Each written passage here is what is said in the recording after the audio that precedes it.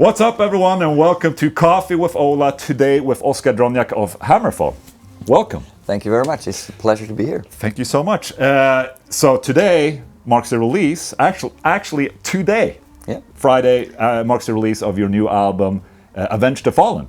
Yes. Which is your 13th album. That is correct. How does it... How do one? First of all, what's the concept of the album? Is there a concept? No, not really. We don't do. I mean, for me, a concept album is King Diamond, or yes, so it means that there's a bunch of stuff happening between the songs. There's a storyline, maybe themes coming back and stuff like that, and that takes so much effort and so much planning that we've never really attempted to do it. Okay. But I think, and I don't write the lyrics either. That's Joachim's job. Yes. So, but I heard him talk about this a couple of times, and I think there's an underlying theme in most of the songs in this album, and that is freedom. Okay. The freedom to be your own person, and the freedom to decide what's best for you without anybody else telling you what to do. Okay. Basically, the heavy metal spirit. Yes. You know? So you're not really doing concept albums. So when you write the songs, because I'm very much into like just the listening how people write songs, you don't necessarily write songs to tell a story of the album. Do you write singles, or like do you write like 13 hit songs, or how's your mindset when you start? Okay, I'm gonna record an album or write an album.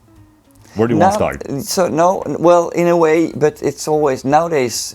Before, that's what we did before. You know, in the early days, and maybe 5, 6, 7 years ago. Yeah. Up until that point, we had a touring cycle, and then when that was over, we had a writing cycle, a writing period. I mean, and then a recording period. But we don't do that anymore. Okay. You know, I think we need to be on tour more than we ever did. Okay. You know, we need to cover the whole world every time, at least if we can. So this was back in 2016. I was unprepared for this. That we didn't have much time. I mean, I had been working on songs and material, but I was nowhere near finished, and we only had 2 months between end of tour or last show and the recording started. And it was a really stressful period. I hated us, and I made it in the end. You know, as you normally do. Sometimes pressure is great for creativity and stuff, but it was a horrible couple of months before everything worked out. So I decided I'm not going to do that ever again. Okay. So I decided to write songs continuously instead. Okay. And thanks to modern technology, all you need is a computer, little interface, and a guitar, and then you're set. Yes. So and that helps a lot. So I have this little guitar. It's a Steinberger, I think. Yeah. Headless, small little. Yeah, exactly. Yeah, okay. The ones I learned Paul Stanley played on the Crazy Nights tour. Yes. Yeah. I knew that he played actual guitar. One? No, I don't same think model. so. Yeah, maybe not the same brand only, but they look the same basically. I think this is a little bit smaller, but it fits in my suitcase. That's the point. So I bring it anywhere I go. Okay. And that has been very fruitful actually, because it means that I can capture the inspiration when it strikes. Yes. Instead of waiting until I get home and have time to do it, whatever. So I can just pick it up and record. And it doesn't have to be like a full recording session. Only I can just sit down and play a little bit and see what happens. You know, sometimes, and this is how I've been writing songs since then basically. Okay. On tour and that was another thing. When you're on tour, I always thought that whatever I try to write when I'm on tour is going to sound exactly like what I'm playing live every night, because I only play these 15, 16 songs, whatever it is. But I didn't take into account the energy and the adrenaline you get from a live show. Right. So that has helped me a lot too, because the creativity sort of just lets loose somehow in those circumstances. So I've written a lot of songs. One of the songs, Freedom, on this album, and Hail to the King too, for that matter. But Freedom was written on the tour in 2008, and Hail to the King. Oh, it's 2008? Sorry, 18. 18, I'm sorry, 18. Yeah, not 8. No, but 18. So, and Hail to the King I wrote last year with the North American tour with Halloween. Okay. And that song was conceived from. I started in the beginning of the tour, finished at the end of the tour, basically. All right. But that has helped a lot with the inspiration and just the creativity is it's really fun because you never know what's going to come out when you sit down. It's not always great, obviously, and then you just delete the session and then you move on. But once you have that inspiration and you open up the valve, I'm sure you know what I'm talking about. You know, open up the valve a little bit, and all of a sudden it can come flooding through or trickling. It depends on. But you know, when it's flooding, it's such that experience, that sensation is so great. Yes. So, do you feel that if you're writing on tour, for instance, do you write a song in one session, or is it a long process of a song? Long process. Long process. Okay. So, "Hail to the King" we were on tour for about a month, and it took maybe 3.5 weeks. Okay, so you sit and tweak and yes. Okay. Yes, and it's also a matter of the inspiration. What if I start with something? "Hail to the King" took I wrote this part and then I wrote that part. Okay. It was a little bit of not a struggle, but it took some doing. Yes. And the first version of the song is very different from the final one. So I tweaked that one a lot. But other times, like we did now another US tour in May, and then I didn't write any specific songs, but I worked on several of them and added stuff to just arranging and producing. Basically. Yeah, well, yeah, melodies and shit, you know, stuff like that. Maybe arranging more than anything actually. Because I like this when you listen to it. When you write a song and you don't listen to it for a while, you forget that it existed. Yes. Maybe if time passes and you work on other songs in between, you have no idea. Yeah. And then I put it on and like, wait, what is this? I recognize the name, but I don't know right. Let's hear what this is.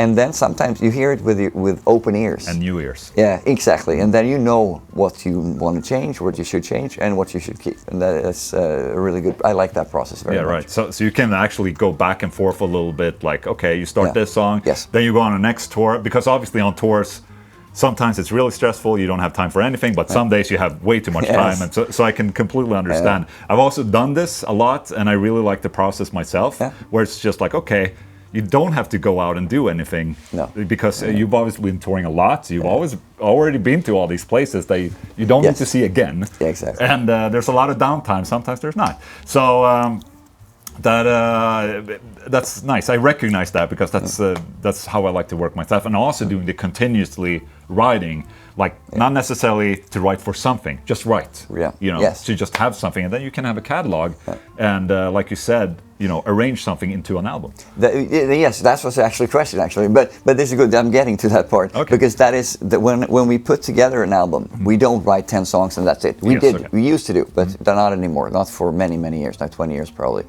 But I like to compose an album and having this array of songs that I can put it together so that no songs sound the same. You know, I may have songs that are a little bit similar, but then they end up on different albums or different eras, whatever.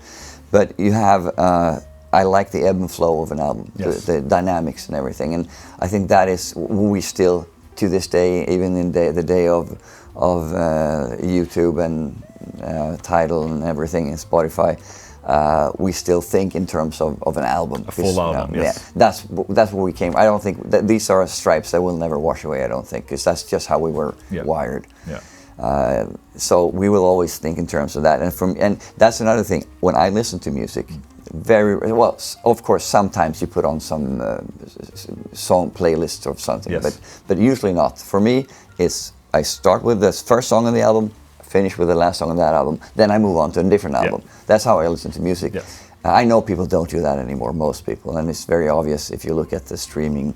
How that works, yes. The first songs, and then it trickles down. Yeah, it dips. It does. It doesn't matter what song you put on the end. Yeah. So that's we are always going to think in terms of an album, and for me it's important that too, because that is how I want Hammerfall to be perceived too. You know, not just one song or hit song band, but a band that greats. Because that's another thing. People always like Iron Maiden. Everybody loves Iron Maiden, right? And I think that the Number of the Beast has some of the best songs that Iron Maiden ever wrote. Yeah. But they also have Gangland and stuff like that. It's a big difference, like that, in quality. They are not. The Gangland is not a bad song by any means. No. But compare that to Hallowed Be Thy Name or Number of the Beast. It's not in the same league for me. Whereas if you look at Somewhere in Time, you have an album. I think there's like 11 or there's a lot of songs on it, and maybe I don't think any of those songs has a high point that is as high as "Hallowed Be Thy Name," for example. It's very close, but not quite. But also, no songs on "Somewhere in Time" has a low point that is where Gangland is. Right. Now, Gangland is just an example, but you know what I mean. So, and that is how I mean, we always try to make the best songs that we can, obviously. But when we put together an album, I like that is as good as it possibly can be, every part of it. You know? And just arranging, like, okay, deciding what song comes after another, that can really make and break the song. 100%. Like, it's and that's what's so important about albums and listening to an album throughout, because obviously the artist had a plan with how you should listen to the song for this journey. Yes. And that often gets lost with Spotify, unfortunately. Very much and like you said, you know, an album that had not as good songs, that are just, you know, the continuation of the songs can sometimes be a lot better than just that one song. And, you know, it makes that album perfect, for instance. Yes, exactly. Like a concept album or something like that. So if people ask me which is your favorite Iron Maiden album, it's never going to be The Number of the Beast, even though it has maybe the better songs. But it's always going to be Somewhere in Time or something like that. You know. So my Hammerfall album, because I have a Hammerfall album, when I started listening, was Renegade in 2000. Right. I was 18 years old. I worked at like a distribution center for music and movies here in Stockholm. Actually, like, you know, the packing and shipping. A lot of fun, because movies and games and music. And I listened to the album Renegade a lot, and it's a really good album. Probably one of my favorite Hammerfall albums, because obviously that's the first one I listened to, then it becomes my favorite. But what do you feel is like the difference today from, you just had like an anniversary version of the album being released. What is the difference today when writing that album compared to Avenge The Fallen? I think that Renegade was one of those albums where we just put together 10 songs and put them, this is what we have, you know, let's do that. For Crimson Thunder, which was the following album, that's the one I started thinking more in terms of what song do we need here. You know, still more or less wrote the songs that we recorded, and that's all we had. We never did any demos or anything like that.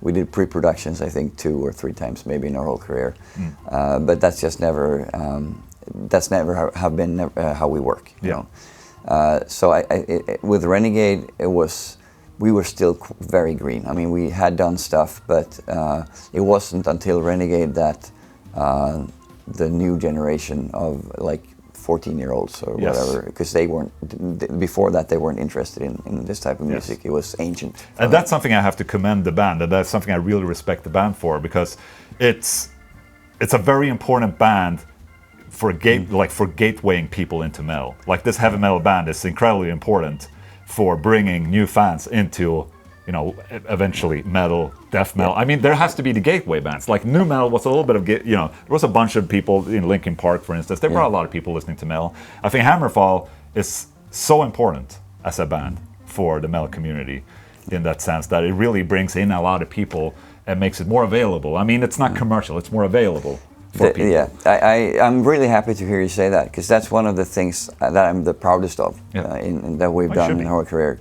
And you don't know how many people come up to me and says, I discovered you with this or that album, and now I listen to all these bands that I didn't know existed. That happens a lot, actually, and that makes me really, really proud. It's really cool. I want to go back to the songwriting thing. Do you have an example of a song where we talked about the continuation of the album and like, okay, what song goes here and here? Have you ever felt, or, you know, made a song where it's like, okay, we have these couple of songs, but there needs to be a song here that has a certain feel? When we put together an album, it's I don't know which order they're going to be until we're in the mastering process. Exactly. You know, I think about it sometimes more, sometimes less. This time, not at all, until, you know, we were. But that's, I think, and nowadays you have to think about putting the strongest songs in the first half. That's just the way we have to do it nowadays. But it was still important back in the day. I mean, obviously. But you could save a great song for the first song on the B-side of the vinyl, for example. That number 6 is a little too late in the album. But it's also, you never know what songs other people are going to react to, respond to. So It's just the feeling that we have, and these songs are the most important ones. These are probably going to end up as singles or played live and stuff. And nowadays, also with 13 songs, 13 albums, it's hard to fit every song in there if you want to. That's probably actually one of my things I hate the most about having been doing this for so long.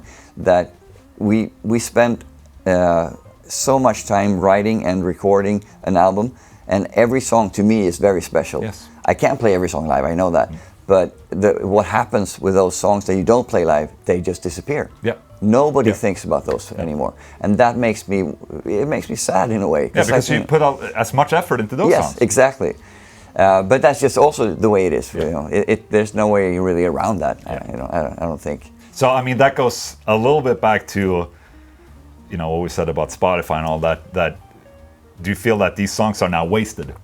Because people don't, like we said, it dips down at the end of the album. Because people don't listen to the first songs, they're happy, and then they move on to the next thing because that's just how playlists work. And attention spans are this short. Yes. So yes, it makes me sad, and I think they're wasted a little bit, which is why I have sometimes with this. When we talked about earlier, I have a bunch of songs that, like for our, not the last, the previous album, Hammer of Dawn, had a song called Brotherhood on it.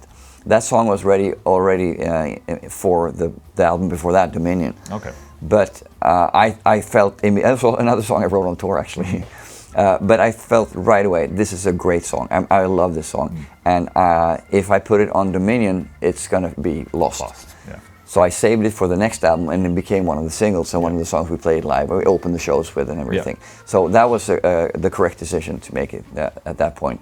And I think I've gotten pretty good at that, to save songs that I have a special feel for, to save them for a special occasion, basically. Okay. You talked a little bit about side A, side B on vinyl. And to me personally, I love the idea, because that's how I think sometimes, like maybe not necessarily with the Haunted, but like with my own music, is that, I created an album for side A, side B. So it has to be an ending on side A, and then it has to be a beginning for side B. Is that something you also think about a little bit, like in terms? I mean, maybe you're not today, but not today. But the funny thing for this album, we had the song "Hail to the King" was the first single, and I remember when we played the songs for Darren, he was immediately like, he wanted this. So this is great. This is the best song of them all. This needs to be the first single. He was pushing for that really hard for a while. We were not on board for a couple of months, but eventually we let him have his say, and it turned out to be the correct choice. Yes. But that song, because of the vinyl, because this album the songs are a little bit longer than normal for us. It won't fit on the first side. It didn't. So I shuffled around. I didn't know, it was a painful process for a couple of days. Do we make a completely different playlist? Yes. Or do we, what can we do here? Because there was like, how many minutes can we actually cram in there without compromising the sound and everything? And it turned out that if I change places on "Hail to the King" and "Hope Springs Eternal," which is a really long one, it ended up. It ended up. So we had time on both sides. Okay. And then "Hail to the King" ended up on as the first song on the B side. Yes. Okay. And Darren's first comment was, "I love this strong song in the first song, as first song on the B side." So there is still that type of thinking, even though people, like normal people, don't think so. No, that's what's so funny, because I love this, because this is like the romanticizing part about writing the album. But the fact is that 80% that buy the vinyl, they don't even have a player. No, don't listen to it. And no one's gonna notice. No. But it's things like this that separates, in my opinion, artists from each other. I mean, you write in the way that I love, which is the old style of just writing of an album and thinking about things like that. It's so important, but those things get lost a little bit on listening to a Spotify list and a playlist. It's like, okay, they just rip out a song and then that's it. You don't even know what song it is if you don't look at your watch if they play it or whatever, wherever you play it. Yeah. So, what were your influences when you started playing guitar, listening to music, and? It's the same as now. Okay, yes. Basically. But it's the reason I started playing guitar is because of Vinnie Vincent from Kiss. Yes. Well, Ace Frehley, of course, but Kiss basically. And Wolf Hoffman from Accept, and K.K. Downing, Englund, Tipton for Judas Priest. Yes. Those are like, that's why I wanted to play, or why I wanted to write and play music, basically. Right. And guitar was the obvious choice for me because it was the guitar. They're so guitar driven. Well, maybe not Kiss in the same sense, but still. Yeah. Guitars are an important instrument, and I love the feel of. It could be just a chord, but with the right sound and the right touch, it just nothing compares to that. Yeah, it is magic, really. So you mentioned Accept and like Balls to the Walls and all that. Like how I know you're more of a rhythm player. And you like enjoy more of the rhythm, just like me. You know, did you learn those songs back in the day, like Balls to the Wall, and like was the?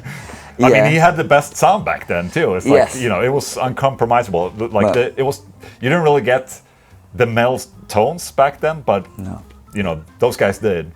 They knew what they were doing with the placing of microphones, the amp, the tweaking of the amps, and everything. And I heard a lot about that since not back then, but since when I started writing and recording myself. The way because we recorded with Michael Wagner, the Renegade album actually, and that was recorded because his studio Wire World was located on the ranch of Wolf Hoffman. Okay, yes. So well, it was pretty cool actually. I've never met Wolf before, and they weren't playing then. They quit a couple of years earlier. So we didn't know there was going to be another Accept. But for me, it was pretty cool to record some songs that you've written, and then look out the window and there's Wolf walking around the property with his dogs, and that's my guitar hero basically. Yeah, right. So it's very inspiring in that respect. Yeah. But Michael told us some stories about how they used to do, because he was recording the early Accept. He was actually a founding member of Accept in the 76 or whatever the hell it was, early. But then he realized I can't play anything. I want to work on the sound instead. Okay. So that's what he did. But he told us some stories how much they worked on every millimeter, every little detail on all the mic placements, the knobs on the amp, the cabinet, everything, whatever it was. They rebuilt stuff, and that's how he had to do it back then, apparently. Yeah. But that was very interesting to hear about that, there's a reason why their albums sound so clinically great. Yeah. Even back in 83 and 82. Yeah, on tape too. Like it's not in the digital world today everything's just so easy. Yeah. Back then it really was an art. Like, are you interested in production, or obviously you can record yourself, but it's mainly DI and. Yes. Yeah. I'm not interested in production per se. Yeah. Because I don't have the energy to put into learning all that you need to learn, and it's a never-ending curve too. It really is. So and also have Pontus. Yeah. Oh yes, that's right. He is so great at all that. So I don't. He takes care of that. Yeah. I don't need to, because he's so great at it. You know, and he also has he's an Accept fan too, so he knows. Usually, we don't try to copy the Accept sound, but the guitar should sound as heavy and as sharp as they did back then. And that is something actually on this album that we try every time, but sometimes you succeed better than others. Yeah. And this time, every time I put it on, I'm really happy with the guitar sound. I think so. What was being used? Do you remember? Yeah, we had for the way we recorded. I do the rhythm guitars. Mm-hmm. And then Pontus adds on his stuff, but he doesn't play stuff every song all the way through. Okay. Yeah. That's just how we have done adding layers, basically. Exactly. Yeah. But so my guitar is the main guitar sound, and that is comprised of the Englund Mark II. The Savage Mark II, or Savage Mark II. Yes. Sorry. Yes. Mm-hmm. We borrowed that for the previous album just to try it out, and I was so great I had to buy one afterwards, because coming from what I want to plug in, play. Yes. And that one does that. Yeah, it does, and it does give me the best sound that I've ever heard from an amp. But we actually had a slave to that one, and the Marshall. JVM. Yes. For 410. 410, yes. Yeah. That one. So, but the main thing was, so there was two cabinets and two. You slaved in the preamp into the Marshall. I think so, yes. Okay, yep. I don't actually know. So, Just we had. They talked about slave or something, and Pontus used for his stuff. He used the Zuta amp. Oh yes, yes. Because he's a friend of ours since a long time. He used to play in the same band as Joachim in the early 90s in Highlander. Yes, that's right. Yeah, so we know him well, and he was kind enough to lend us one of his amps for the duration. So that was what Pontus used for his stuff. In terms of guitars, do you use different guitars, or it's like, do you have one go-to guitar that's just like every? I used to have one go-to. I have like a studio guitar that I had on one tour, but then I said no, I'm going to use this for the studio. It's got the Evertune.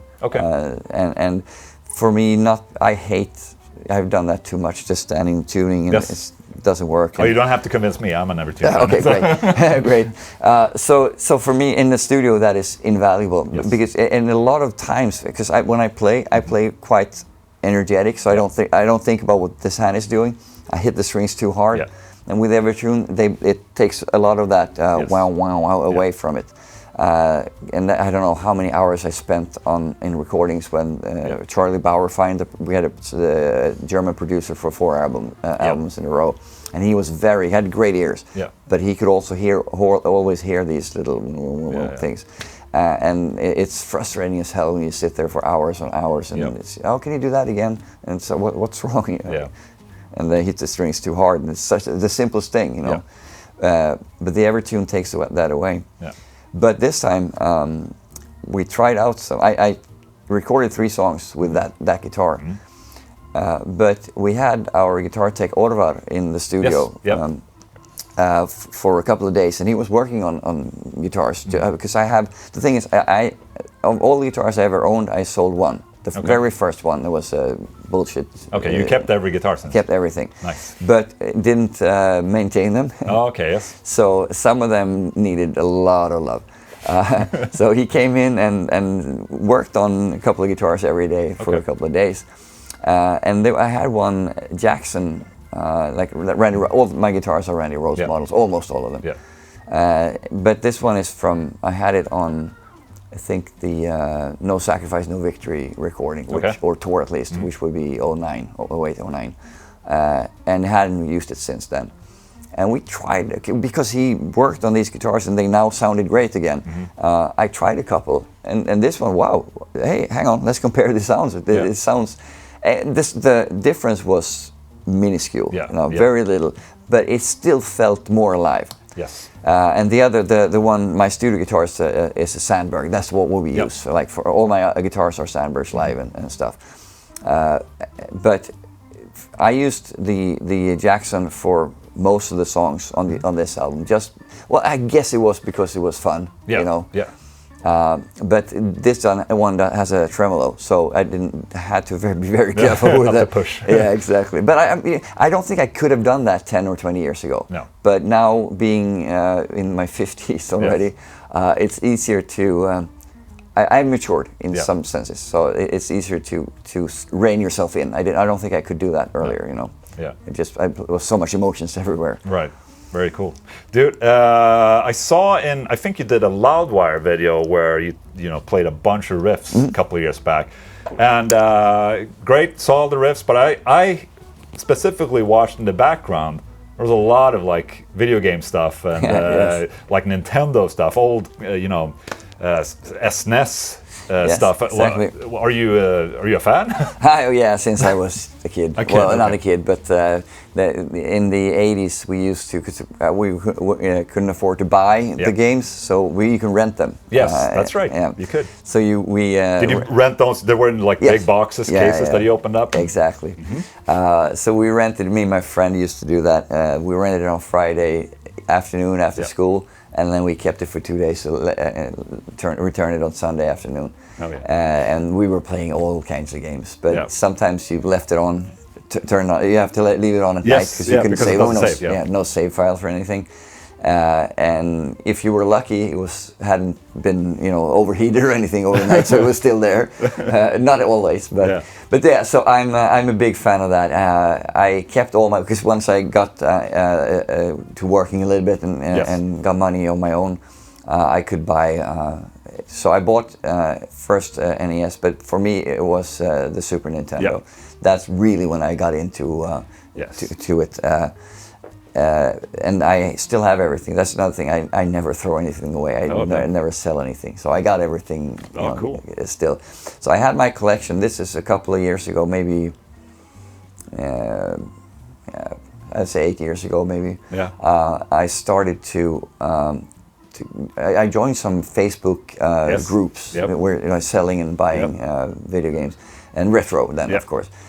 So I had my stuff, and then I bought a bunch of new other things. So I am a collector. Yes. That's my my vice. I think I don't buy anything now, but I also have bought basically everything I wanted to have. And that felt like this is a cool game to have. Yeah. So I have, and what you saw in the background is I put them up on the wall, on shelves. So I have all the systems and all the games I used to have, and some that I wanted to have back then but couldn't afford to, or whatever, and some other stuff too. Do you know the value of some of these games? Like because I'm also a little bit interested in the retro stuff, and I know somewhat of the values of some of the games. So, do you have one that's like, okay, this is the white whale? This is like at least $200, $500. Yeah, I do have one of those. But the thing is, this market has not bottomed out, but it's gone really downhill. Yeah, maybe there's fewer buyers probably. I mean, generation shifts and all that, and kids are not. Yeah, but also I think people have overpriced. It was overpriced for a while. Yeah. But I think that one of the games that is the most valuable, I think, generally speaking, this is one of the last NES games that came out, and I didn't know anything. It's called Little Samson. Yes. And I bought it back then because I thought it was really good. I loved that game, back in the 90s. But apparently that one and Mr. Gimmick, which I don't have, are those. Mr. Gimmick is even more sought after. But those two are still very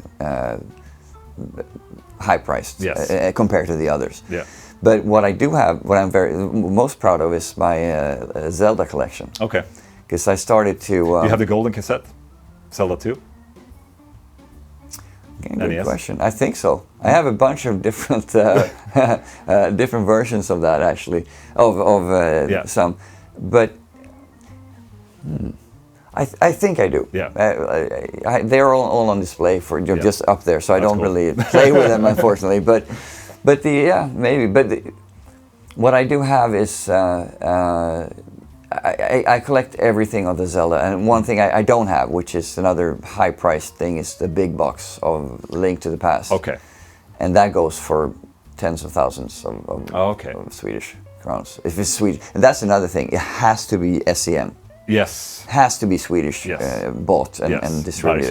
Yeah, exactly. Yes. Otherwise, it goes down. It's a tenth of the value, maybe. That's funny. Yeah. How did that happen? It's just because it was the best distributor of Nintendo in the world. It's because of nostalgia. People want to own what they had back then, or what they saw back then. That's the only reason. There's no other, because there's no difference. Otherwise, other than some cassettes have Swedish on the back, or exactly. But that's the whole thing, it has to be Scandinavian from Bergsala. Yeah. Otherwise, it's and you get caught up in that sometimes too. I have a Zelda collection, and I have a wrestling collection of video games, and that's much easier because nobody cares about that. Yeah. So I bought one. I think the game is called WrestleMania. It had a different cover in Sweden, but this is Rev 1 from the US. Okay. And that one is almost unused. I mean, it's almost mint. Okay.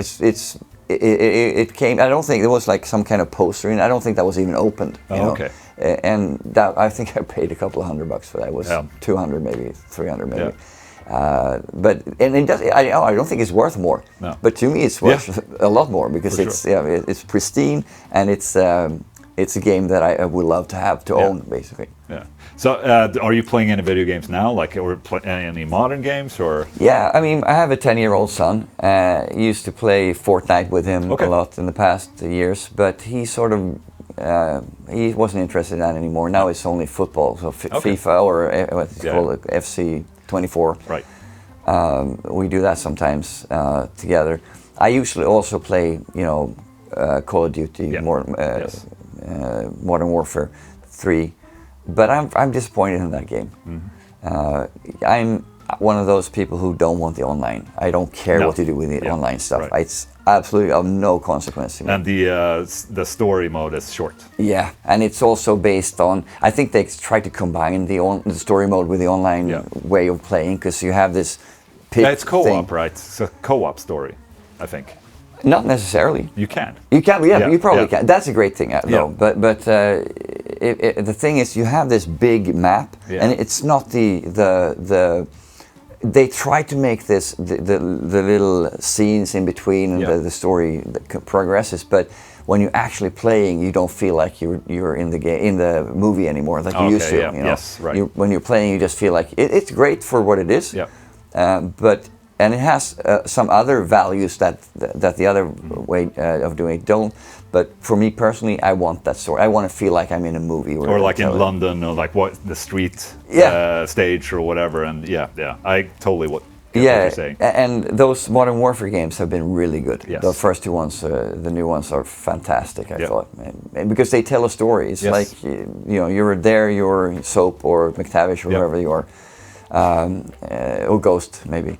But this time they just put you down in a big thing, and then you have objects to do, and then when that's done, and then the story continues a little bit. Okay. You rescue something; it's part of the story. You talk, but it's not the same. No, I don't think so. So I'm a bit disappointed because I love the other one so much, and this is so different in that respect. They're so greedy. That's what it is. They just released Modern Warfare, the online game, as a map, basically. Yeah, I think so. Right. Dude, Oscar, thank you so much for coming. No it's been worries. a pure pleasure. Thank Congratulations on the new album. It's being released today. Avenge the Fallen. Yes. And that's it. Thank you so much. Thank you so much for having me. It was a true pleasure. Thank you. Okay, goodbye. Bye bye. Så. Ja, det är roligt. Det var inte så svårt, va? Det gick jättefort.